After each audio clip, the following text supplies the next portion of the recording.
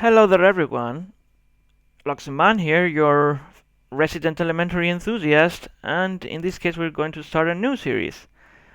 Unlike the previous one, which dealt with the third-party elementary apps, that is, the apps that were made with the elementary human design guidelines in mind, but were not from the elementary team, in this case we're going to review a little bit of the first-party apps, that is, the apps that ship with a standard installation of elementary. In order to do that, I wiped my previous build and installed the so-called Freya Beta 3, which was unveiled by Codegarver a couple of days ago.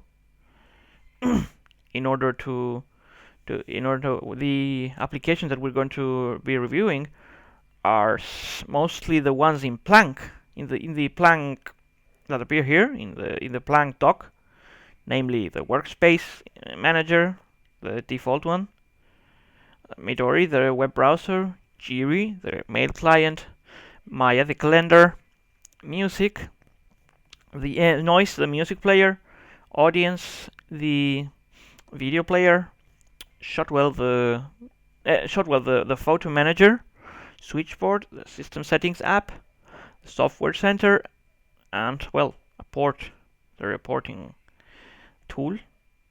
It's not really something that we'll review because this is mostly for people who are engaged in dealing with the box. However, we could give it a spin so that we can see how it works.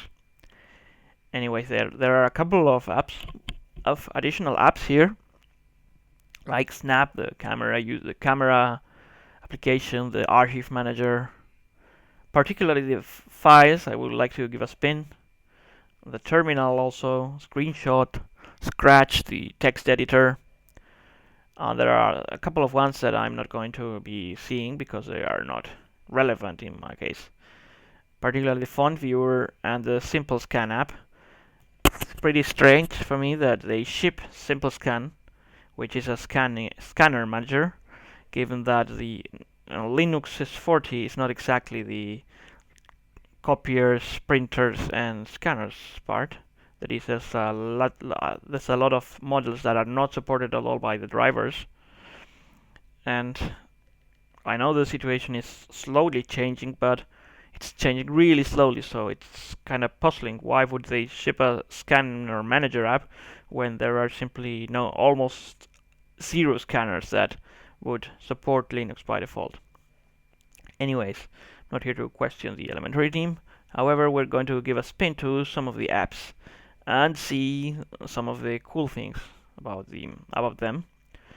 However, in this case, we're going to be a little more, let's say, strict with the apps, in the sense that these apps are the ones that come with elementary by default. So if they don't work well, they will probably harm the elementary experience.